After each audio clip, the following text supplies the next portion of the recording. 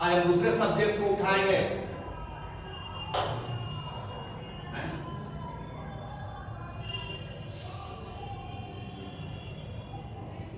Economy.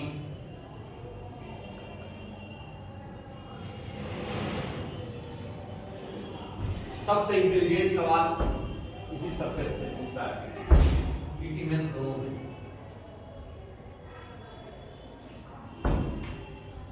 लेकिन economics से ज्यादा सवाल करेंट से रहता है, डाटा से रहता है। इसके लिए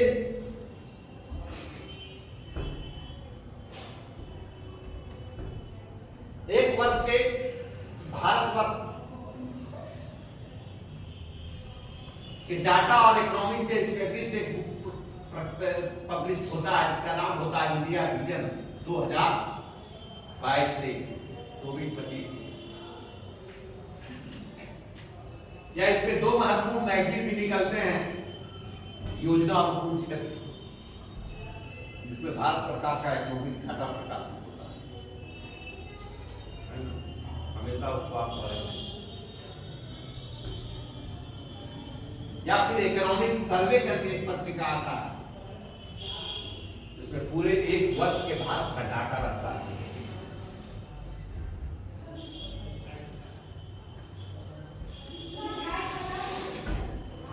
इकोनॉमी, जिसे हिंदी में अर्थव्यवस्था कहा जाता है,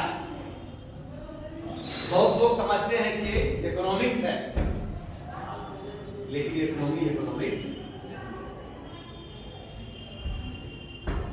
इकोनॉमी और इकोनॉमिक्स में क्या है अंतर है? इकोनॉमिक्स, जिसे हम अर्थशास्त्र कहते हैं, और इकोनॉमी जिसे अर्थव्यवस्था का। सिविल सर्विसेज में जो सवाल पूछा जाता है वो इकोनॉमिक्स से नहीं रहता, किससे? इकोनॉमिक्स से नहीं रहता, बल्कि इकोनॉमी से रहता।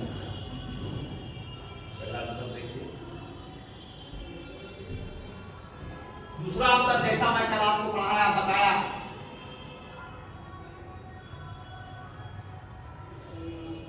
कि इकोनॉमिक्स एक यूनिवर्स वर्ल्ड है, लेकिन इकोनॉमी एक स्पेसिफिक वर्ल्ड है। दोनों में एक फर्क है। इकोनॉमिक्स, इसे अर्थशास्त्र के नाम से जाना जाता है,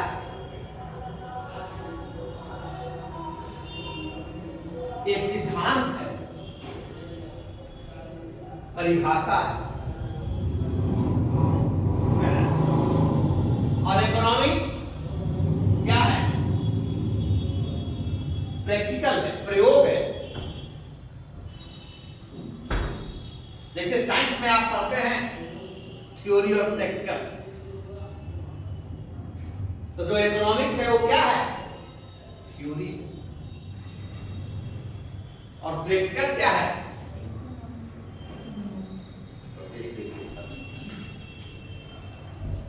अर्थशास्त्र में तीन चीजें मायने रखता है: उत्पादन, वितरण और उपभोग।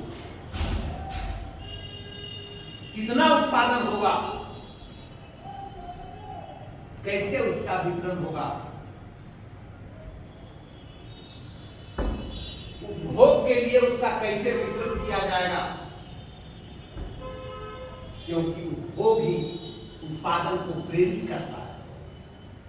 उपभोग ही बाजार में किसी वस्तु का मांग को क्या करता है? प्रभावित करता है। कोई कारखानेदार या कोई किसान किसी वस्तु का उत्पादन करता है और उपभोक्ता उसका उपभोग नहीं करेगा, बाजार में उसकी मांग होगी। तो उत्पादन, वितरण और उपभोग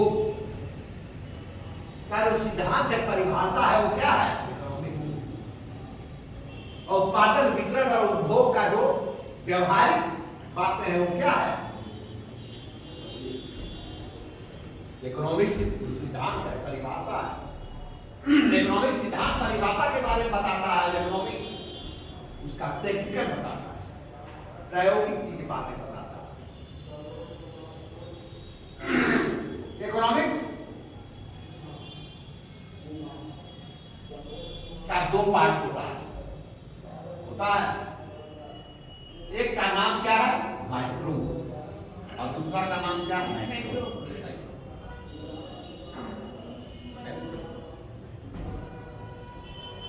माइक्रो का हिंदी क्या होता है? सूक्ष्म।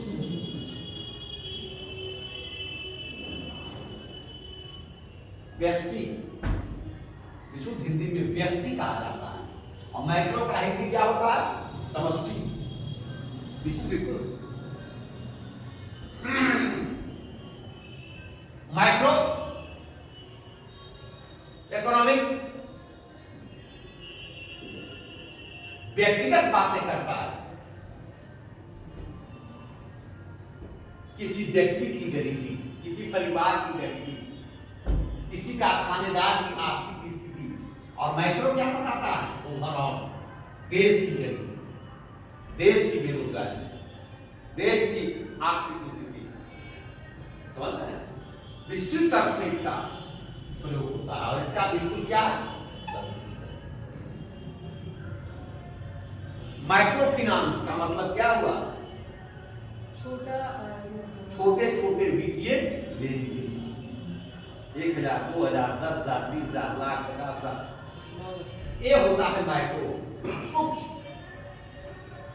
और मैक्रो का अर्थ क्या होता है? विशिष्ट। जैसे बताया मैं, एक परिवार की गरीबी क्या हो जाएगा? माइक्रो। और देश की गरीबी क्या हो जाएगा? मैक्रो। और साथ दो तरह का है। माइक्रो का जन्मदाता कौन हुआ? Keynes, professor Keynes. और माइक्रो का जन्मदाता कौन है? Adam Smith. एडम स्मिथ को अर्थशास्त्र का जनक या पिता भी कहा जाता है, जिसने फर्स्ट ऑफ ऑल इकोनॉमिक्स को परिभाषित किया और एक पुस्तक लिखा, द वेल्थ ऑफ नेशन, जिसमें उन्होंने बताया कि economics is the science of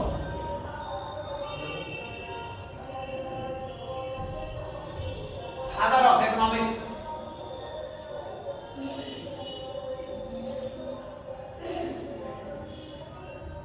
Adam Smith को कहा जाता है। कहाँ का रहने वाला था?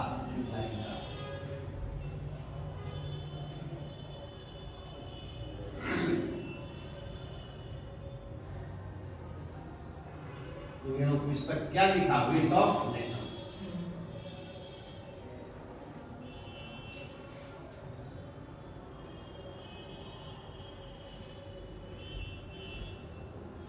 इसमें इन्होंने क्या बताया? Economics is the science of अर्थशास्त्र, धन का विज्ञान। देखिए, समझेंगे। इन्होंने अर्थशास्त्र को धन से जोड़ा। इन्होंने अर्थशास्त्र में सबसे पहले धन को परिभाषित किया कि धन है क्या, अर्थ है क्या।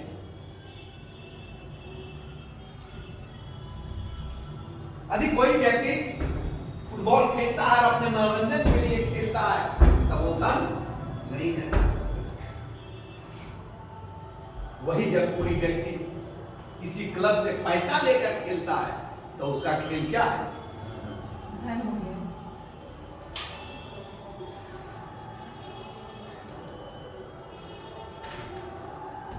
कोई माता अपने नवजात बच्चे का देख और पालन करता है, लेकिन वही जब भाले पर कोई आया, किसी नवजात शिशु का देख रेख करता है, वो क्या है?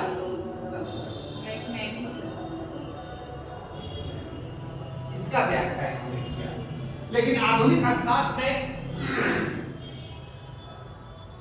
इससे आगे कहा गया कि अर्थशास्त्र क्या है, क्योंकि ये पुस्तक लिखा गया था 1776 में, और इसी के बाद इकोनॉमिक्स को एक सब्जेक्ट के रूप में मानता है। इसके पहले इकोनॉमिक्स एक सब्जेक्ट के रूप में मान्यता प्राप्त सब्जेक्ट नहीं था। आप सभी जानते होंगे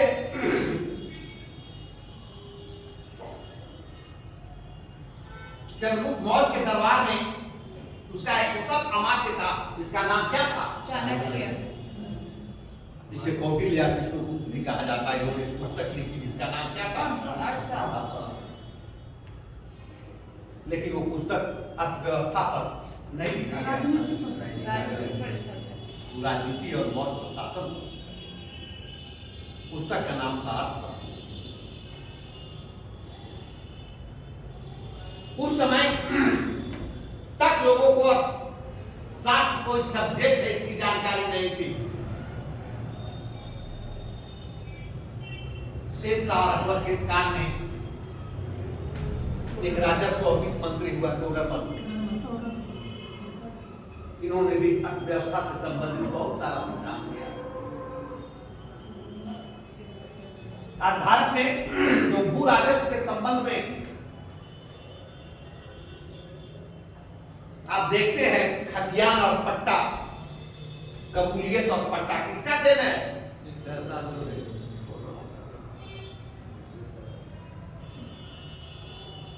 जब अंग्रेज भारत में शासन करना शुरू किया तो टोडरमल के द्वारा जो भी राजस्व संबंधी कागजात संरक्षित किया गया था, तो अंग्रेजों की पहली राजधानी कलकत्ता थी, सब वही के अभिलेखागार में संचित कर दिया। इसलिए जमीन जायदाद को लेकर आज भी कोई विवाद होता है, जो बहुत प्राचीन काल की बात है, तो उसके कागज आज भी मिलते हैं। लेकिन कहाँ मिलते हैं? कलकत्ता में। यहां पर भी अर्थशास्त्र को सब्जेक्ट का दर्जा नहीं मिला। सब्जेक्ट का दर्जा मिला 1776 के बाद, जब एडम स्मिथ ने एक पुस्तक लिखी जिसका नाम क्या था? उसमें उन्होंने इकोनॉमिक्स को एक सब्जेक्ट का दर्जा दिया। आगे चलकर प्रोफेसर किंग, जो भी इंग्लैंड के रहने वाले अर्थशास्त्री थे, उन्होंने बताया कि मानव के नीड्स क्या होते हैं? अनलिमिटेड। आवश्यकताएं क्या है? असीमित होती है। और रिसोर्स लिमिटेड। नीड्स के हिसाब से क्या होते हैं?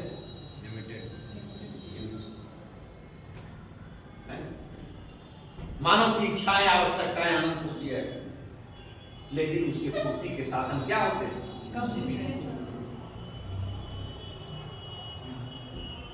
यही अर्थव्यवस्था और अर्थशास्त्र सिखाता है कि कम संसाधन में, कम रिसोर्स में हम अपने आवश्यकताओं की पूर्ति कैसे करें। How to manage.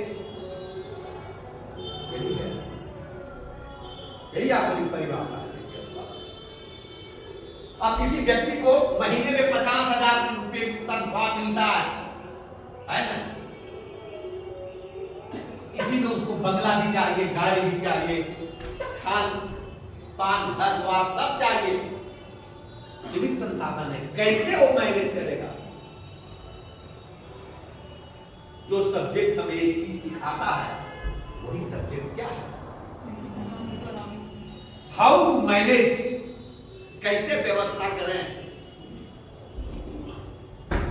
कि हमारी सब आवश्यकताओं की पूर्ति हो सके।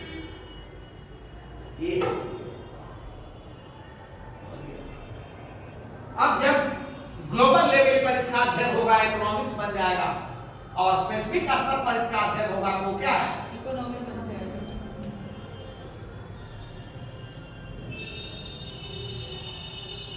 अब देखिए, इकोनॉमी में जो आपको पढ़ना है, उसमें 3 बातों का आपको ध्यान रखना होगा। पहला है उत्पादन, दूसरा है वितरण, और तीसरा है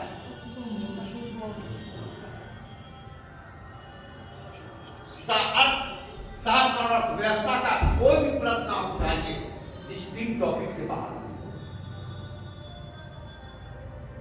किसी प्रश्न को आप उठाइए।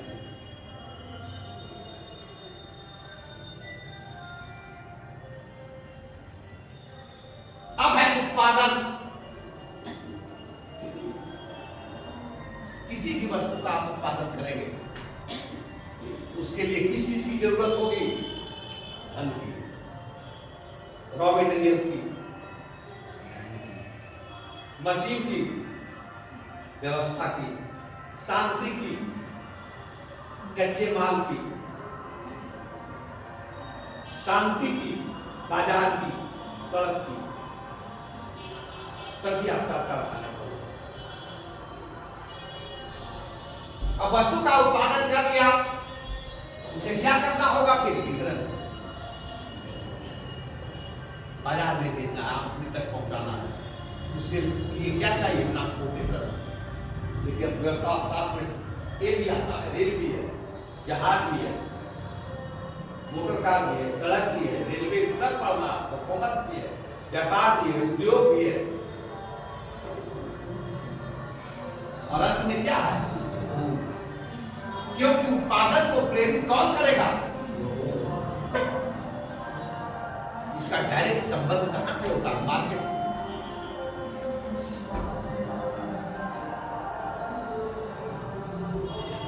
क्योंकि उपभोग ही उत्पादन को प्रेरित करेगा।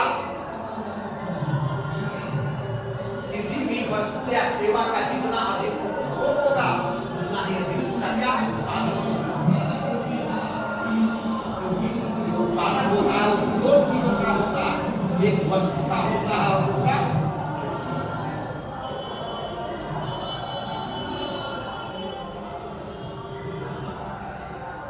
कब आते हैं देखिए इकोनॉमी में।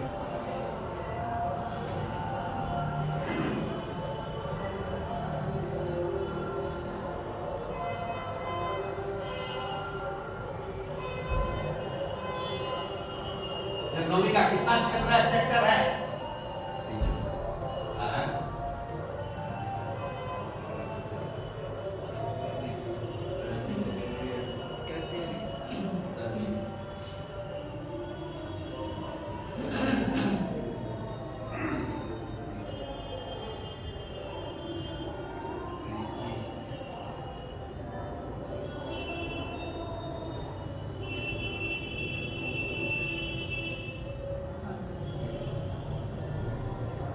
पांच सेक्टर बताया गया आज के अर्थशास्त्रियों के द्वारा: primary, secondary, tertiary, quaternary and fifth.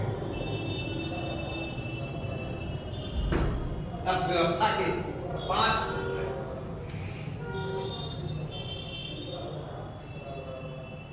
प्राथमिक क्षेत्र, द्वितीय क्षेत्र, तृतीय क्षेत्र, चतुर्थ क्षेत्र और देखिए बहुत छोटा टॉपिक है, बराबर इससे एक प्रश्न आता है।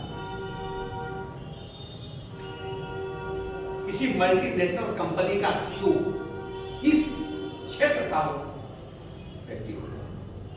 किस क्षेत्र का?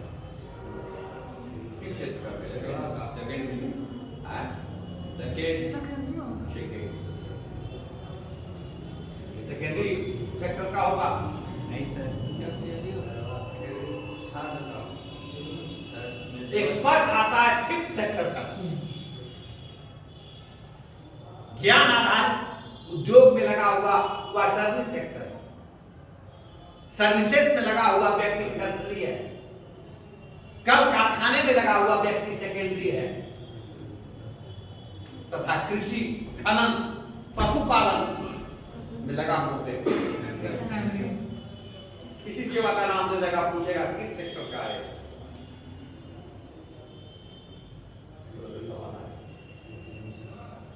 एक प्रश्न आप सभी जानते होंगे कि फिलहाल भारत की अर्थव्यवस्था में सबसे बड़ा योगदान किस सेवा का है?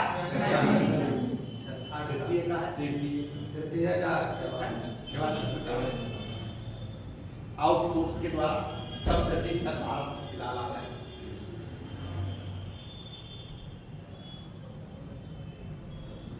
प्राइमरी सेक्टर का योगदान भारत की अर्थव्यवस्था में धीरे धीरे क्या हो रहा है? घट रहा है।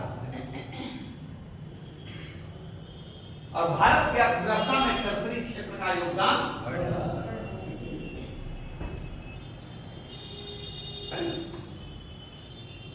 सेकेंडरी सेक्टर का भी योगदान बढ़ रहा है, लेकिन उस रफ्तार से नहीं जिस रफ्तार से टर्सरी क्षेत्र का बढ़ रहा है। सेकेंडरी क्षेत्र का योगदान उस रफ्तार से नहीं बढ़ रहा है जिस रफ्तार से प्राइमरी सेक्टर का योगदान क्या बढ़ रहा है।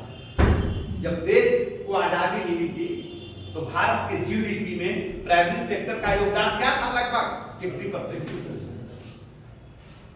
और आज भारत के जीडीपी में प्राइमरी सेक्टर का योगदान घटकर कितना पर आ गया, 12-13%।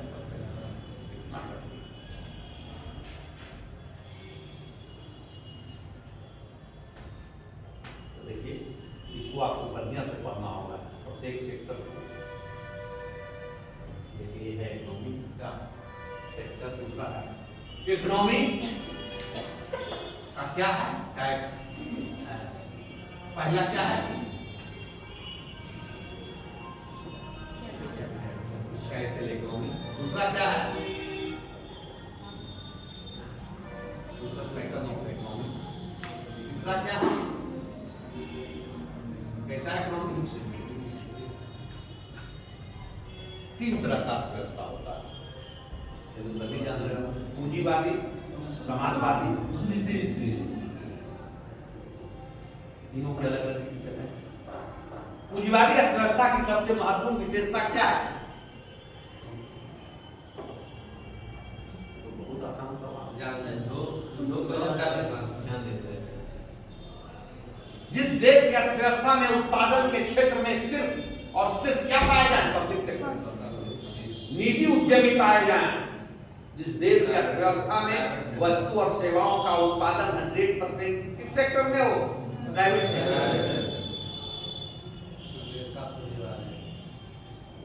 समझा। दूसरा सोशल इकोनॉमी में क्या होता है, उत्पादन के क्षेत्र में जिस देश की अर्थव्यवस्था में कैसा सेक्टर पाया जाए, पब्लिक सेक्टर। और मिक्स्ड इकोनॉमी में क्या है, प्राइवेट और पब्लिक सेक्टर दोनों एग्जिस्ट साइड बाय साइड। वो क्या हो जाएगा,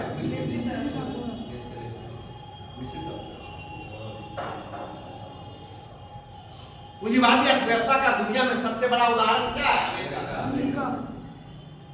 वहां जहाज, बम, गोला बारूद, आइटम बम भी कहां बनते हैं, प्राइवेट सेक्टर।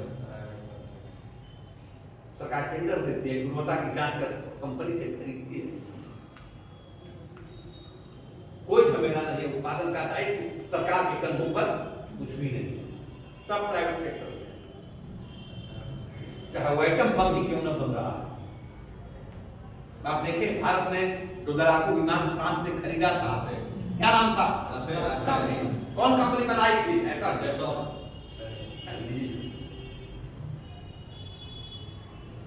पूंजीवादी अर्थव्यवस्था की सबसे बड़ी विशेषता है। दूसरी भी विशेषता होती है कैपिटल इकोनॉमी, क्या होती है,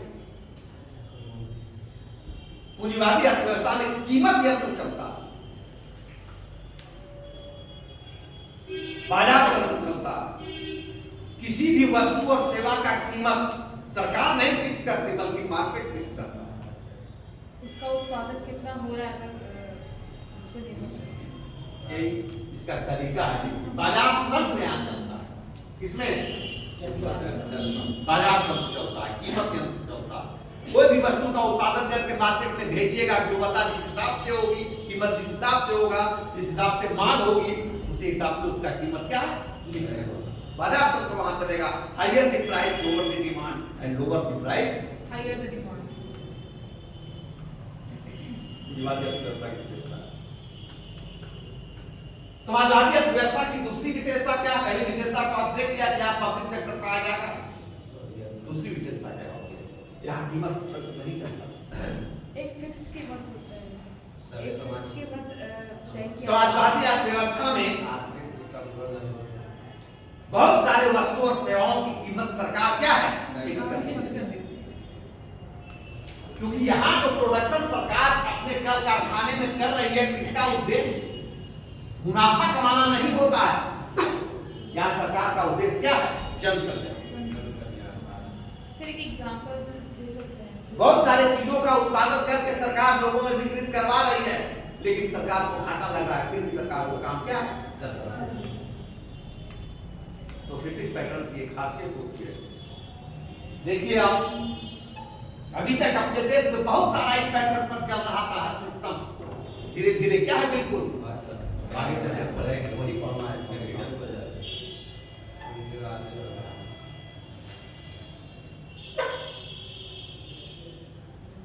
देखे थे भारत में क्या थे, भारत में चीनी, भारत में बहुत पहले दाल कपड़ा तक कौन बेचती थी? सरकार। फिक्स कीमत पर चीनी जब इस के दुकान में आता था वहीं से मिलता था। किरासन तेल, चावल, बहुत सारी चीजें सरकार कीमत फिक्स करती है, क्योंकि यहाँ पर उद्देश्य होता है जन करना। यहाँ उद्देश्य होता है क्या? मुनाफा कमाना। किसी कंपनी को यदि जहर बेचने से प्रॉफिट है वो जहर बेचेगा। पूंजीवादी अर्थव्यवस्था की एक खासियत है, वहां धन कमाना ही उद्देश्य है। और इस पैटर्न का उद्देश्य क्या होता है? जन कल्याण। और मिक्स्ड इकोनॉमी की खासियत क्या है? दोनों विशेषताएं इस अर्थव्यवस्था में पाई जाए, एक्सिस्ट साइड बाय साइड। जन कल्याण देखते हैं बीएसएल भी स्टील बनाता है और टाटा भी स्टील बनाता है, दोनों साइड बाय साइड। इसका सर्वोत्तम उदाहरण है अपना देश, इसका सर्वोत्तम उदाहरण है रूस, चीन। इसका सर्वोत्तम उदाहरण क्या है? पूरा लगभग America, Canada, France, Germany, Japan. इसका उदाहरण क्या है? अपना देश भारत, पाकिस्तान, ब्राजील, मैक्सिको, दक्षिण अफ्रीका। लगभग कैसा देश? विकासशील देश। अधिकांशता देशों में, लेकिन 90 के दशक से जब यूएसएसआर का 91 में विखंडन हो गया, जब दुनिया से समाजवादी अर्थव्यवस्था क्या है?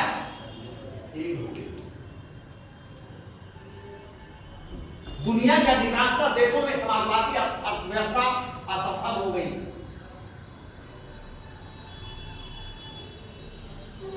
तो पूरे दुनिया को पूंजीवादी अर्थव्यवस्था का नेतृत्व करने वाला अमेरिका अपने डंडे से हाँकना क्या है?